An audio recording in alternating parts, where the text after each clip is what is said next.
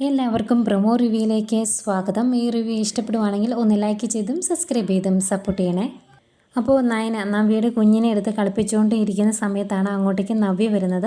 അന്നേരം നവ്യ ചോദിക്കുന്നുണ്ട്, ഈ വീട്ടിൽ നിനക്ക് കളിപ്പിക്കാനും കൊഞ്ചിക്കാനും ഒക്കെ വേറെ കൊച്ചുണ്ടല്ലോ, പിന്നെ ഇതിന് എൻ്റെ മോനെ എടുക്കുന്നത് എന്ന് ചോദിക്കുമ്പം നയന പറയുവാണ്, അതെ ഞാൻ മോൻ്റെ ഇളയമ്മയാണ് എന്ന്. അന്നേരം നവ്യ ദേഷ്യത്തോട് പറയുന്നുണ്ട്, ആയിക്കോട്ടെ അമ്മയൊന്നും അല്ലല്ലോ എന്നിങ്ങനെ ചോദിക്കുവാണ്. അതിലിങ്ങനെ സങ്കടപ്പെട്ട് നിൽക്കുക കേട്ടോ നയന. അന്നത്തെയും അങ്ങോട്ടേക്ക് ജലജയും വരും. ജലജ വന്നു കഴിഞ്ഞാൽ ഉള്ള സംസാര രീതി നമുക്കറിയാമല്ലോ. അന്നേരം നയന ദേഷ്യപ്പെട്ട് പറയുന്നുണ്ട്, ആദർശേട്ടൻ ഇല്ലായിരുന്നുവെങ്കിൽ ഈ കുടുംബം തന്നെ തകർന്നേനെ എന്ന്. അത് കേട്ടിങ്ങനെ വായും പൊളിച്ച് നിൽപ്പുണ്ട് നവ്യ. എന്തെങ്കിലും മനസ്സിലായോ എന്നറിയില്ല.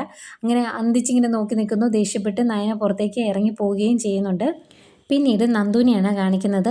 ഏതായാലും ആ ട്രെയിനറെ അവിടുന്ന് മാറ്റിയിട്ടോ മുത്തശ്ശൻ പറഞ്ഞിട്ട്.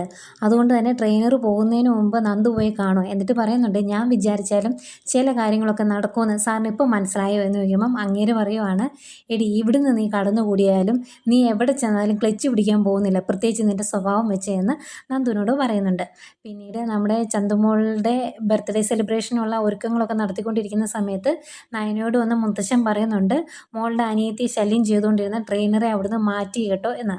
ഇത് കേൾക്കുന്ന നയനയ്ക്ക് ഭയങ്കര സന്തോഷമാകുന്നതുകൊണ്ട് അതിലേറെ സന്തോഷം അനിക്കാണ്. ഇതൊക്കെയാണ് പ്രമോ ആയിട്ട് കാണിച്ചത്.